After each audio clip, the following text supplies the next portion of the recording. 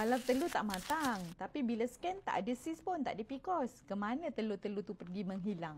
Jom kita faham telur wanita. Okey, apa beza telur wanita dengan kilang telur lelaki?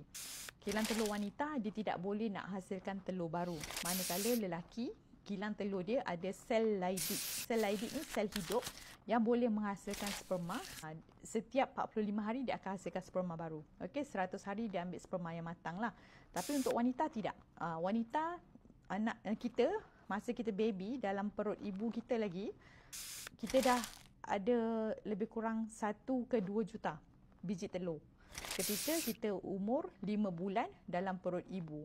Jadi sebab itulah pemakanan ibu semasa mengandung sangat-sangat penting, terutama kalau dia hamilkan anak perempuan. Apa yang ibu makan dia adalah penentu kepada genetik keturunan cucu cicit dia. Untuk telur wanita, saya sambung belajar dekat US tahun lepas. Kenapa kadar kesuburan kita semakin menurun? Disebabkan pada tahun 1980-an adalah industrial blooming. Fast food sangat berkembang dengan sangat dahsyat. Okey, burger, ayam goreng, semua fast food lah yang terproses ni. Impact dia adalah efek pada kesuburan. Sebab ibu ni makan makanan yang tak cukup zat, yang tak bernutrisi, yang banyak pengawet. Jadi efek dia pada kualiti sel telur anak kalau dia hamilkan anak perempuan tu.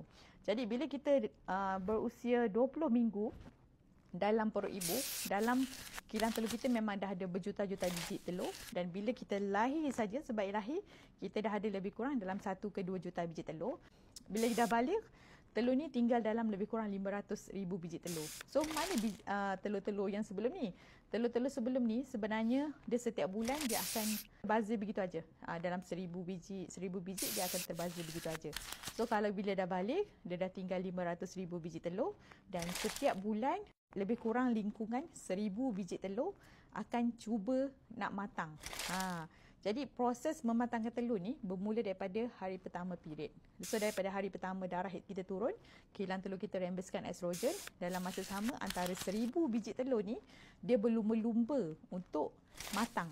Macam sperma bila masuk perejakulasi, dia ada dalam 20 juta ekor atau 40 juta ekor. So antara 20 juta ekor, hanya 1 ekor sperma je yang akan berjaya sampai dalam tube falopia dan mensenyawakan sebiji telur. Biasanya macam tu. Untuk wanita macam tu pula. Dalam proses dia nak matangkan antara 1,000 biji telur, hanya 1 biji je telur yang biasanya akan matang dan cukup zat dan bertenaga. So bila dah matang dan pecah, telur ni kalau berjaya disenyawakan barulah menjadi janin. Apa yang berlaku dengan lebihan dia tu, dia akan hilang macam tu aja dan terbazir begitu ajalah. Akan hilang, dia akan hancur pergi ke lapisan peritoneal cavity. Dikumuhkanlah melalui sistem perkumuhan kita. Sistem perkumuhan kita banyak, bukan saja pundi kencing, buang air besar, hati pun sistem perkumuhan, tempat pelupusan sel-sel yang tak diperlukan, toksik, chemical, kanser, semua nak mencegah kanser kan. Jadi sistem perkumuhan kita pun ada sistem limfa, peluh. Jadi dia akan pergi ke sistem perkumuhan. Dan lazimnya wanita ni hanya sebelah kilang telur je yang bekerja setiap bulan. Contoh bulan ni kilang telur kiri, anda rasa senak belah kiri je. Bulan depan kilang telur kanan. Dia gile-gile. Sebab itulah kita formulakan yang latest formulation, susu FRT Taro tu.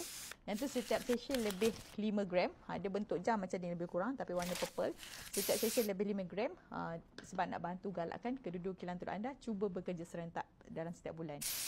Maknanya nak bantulah antara 1,000 biji telur tu, biarlah at least ada 2 ke 3 biji yang berjaya matang dan pecah.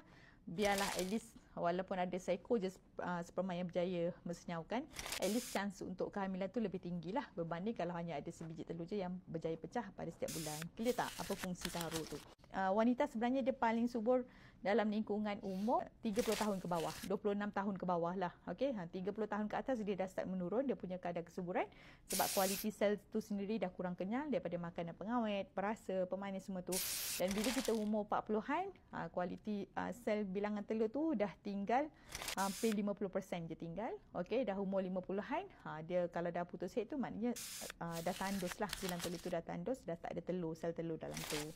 Okey, so itulah hopefully bermanfaat. Sebab itulah penting walaupun mungkin anda diuji dengan low AMH kan, contoh ada ambil result darah nampak alamak FSH dah tinggi sangat ni, maknanya kilang telur memang struggle nak matangkan sebiji telur pula tinggal sikit. Walaupun telur tinggal sikit, kalaulah anda amalkan mineral dan vitamin yang cukup, tak mustahil untuk telur tu mampu matang dan pecah dan berkualiti daripada dia terbazir membuang begitu aja.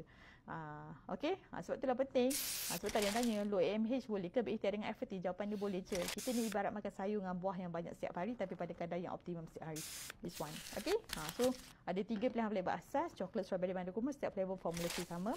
Kalau yang paling premium taruh untuk ikhtiar galakkan lebih sebiji telur pecah pada setiap bulan.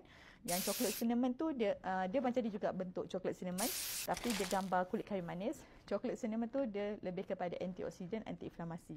Kalau kita rasa badan kita memang ada banyak keradangan, inflamasi kan, pernah gugur berulang kali, tiup tersumbat, kuman keputihan yang sangat teruk, boleh je ambil coklat cinnamon dulu sebagai permulaan.